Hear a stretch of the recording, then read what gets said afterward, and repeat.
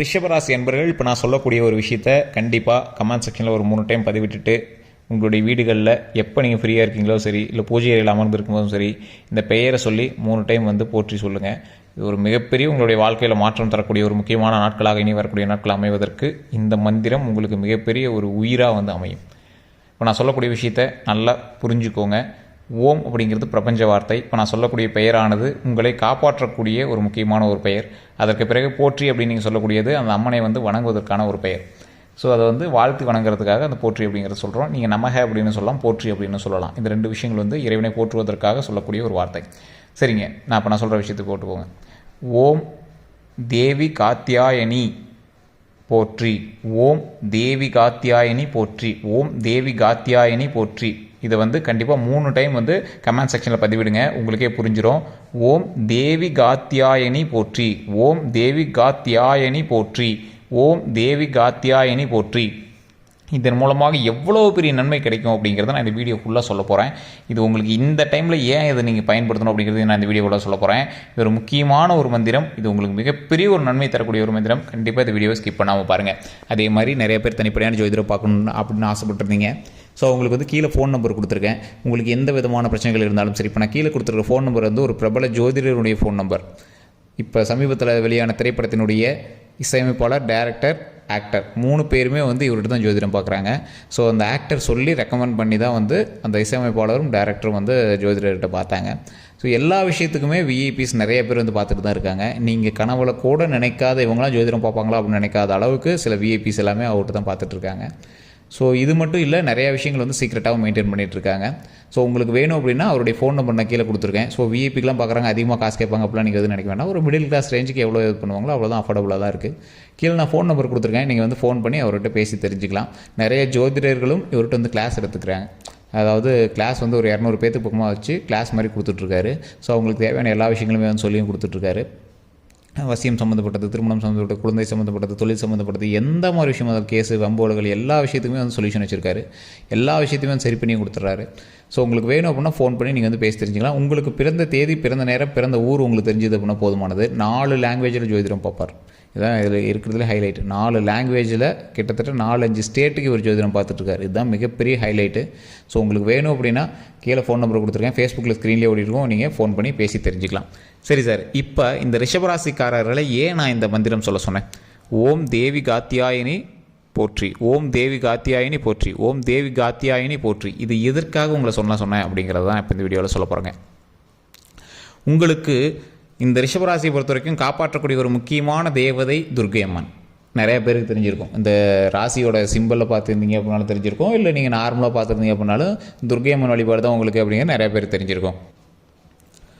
துர்க்கை அம்மன் வழிபாட்டிலேயே முக்கியமான 9 துர்க்கையை வணங்கக்கூடியது நவதுர்க்கை வழிபாடு அப்படிங்கிறது ரொம்ப ரொம்ப மிகப்பெரிய ஒரு பவர். நவதுர்க்கை வழிபாடெலாம் பண்ணவங்க மிகப்பெரிய ஒரு ஆசான்களாக இருப்பாங்க, மிகப்பெரிய குருக்கள் மட்டும்தான் அந்த நவதுர்க்கை வழிபாடு பண்ணுவாங்க.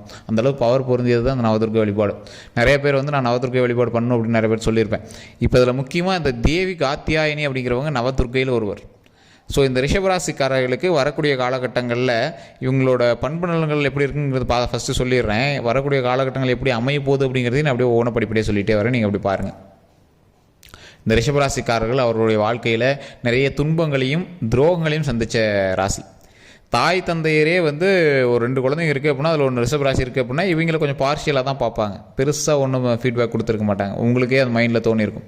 சொத்து பிரச்சனை இல்லை, காடு பிரச்சனைலாம் உங்களுக்கு நல்லா கிளியராகவே அது புரிய ஆரம்பிச்சிருக்கும். என்ன இவங்களுக்கு மட்டும் கொஞ்சம் ப்ரிஃபர் பண்ணுறாங்க, நம்மளுக்கு எதுவும் பண்ணலையே அப்படிங்கிற மாதிரிலாம் உங்களுக்கு தோண ஆரம்பிச்சிருக்கும்.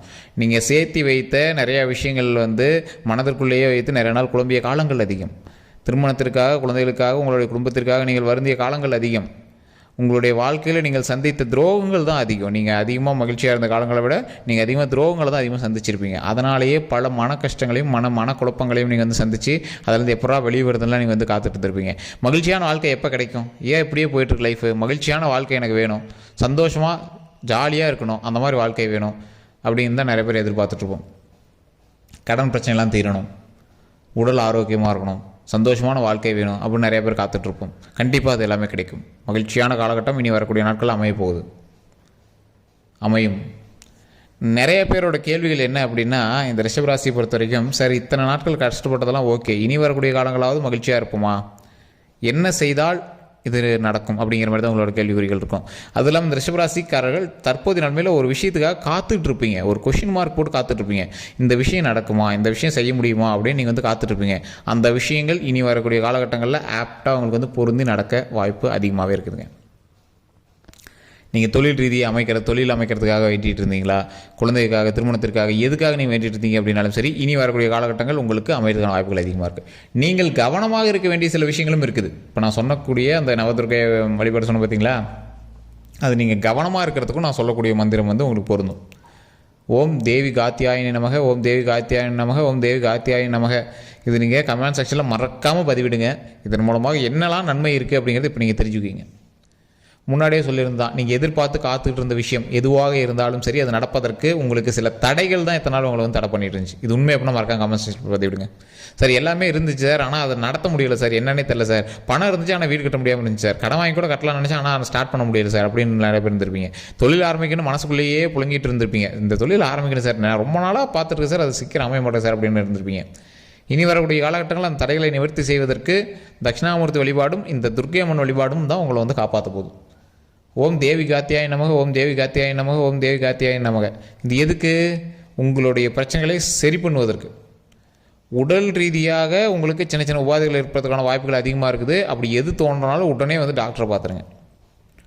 மன ரீதியாக குழப்பங்கள், தூக்கம் இல்லாமல் இருக்கக்கூடிய நாட்கள்லாம் இருக்கிறதுக்கான வாய்ப்புகள் இருக்குது. அதெல்லாம் வந்து சரி பண்ணிடும். அதை தேவி காத்தியாயின் நமக அப்படிங்கிற மந்திரங்கள் மூலமாகவே டெய்லி சொல்லிவிட்டு எந்த குழப்பமும் இல்லாமல் இறைவன்கிட்ட உங்களுடைய பிரச்சனையை சால்வ் பண்ணிக்கணும். இறைவன்கிட்ட வணங்கும் போது எப்படி வணங்கணும்? உங்களுக்கு என்ன பிரச்சனை இருக்கோ அதை சொல்லி கிளியர் பண்ணி வணங்கணும். இது நடந்தால் நல்லாயிருக்கும், இதை சரி பண்ணி கொடு அப்படின்னு சொல்லி வணங்கணும். என்ன பண்ணுறதுன்னு தெரியல அப்படின்னு நீங்கள் வணங்கக்கூடாது. எந்த கடவுள்கிட்ட வணங்கும் போதும் சரி.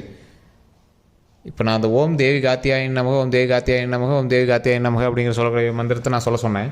அந்த மந்திரத்தை சொல்லிவிட்டு நீங்கள் இறைவன்கிட்ட என்ன நினைக்கிறீங்க, என்ன வேணும்னு கேட்குறீங்க, அதை தெளிவாக ஃபஸ்ட்டு உங்களோட மைண்ட்லேருந்து ரெடி பண்ணிக்கோங்க.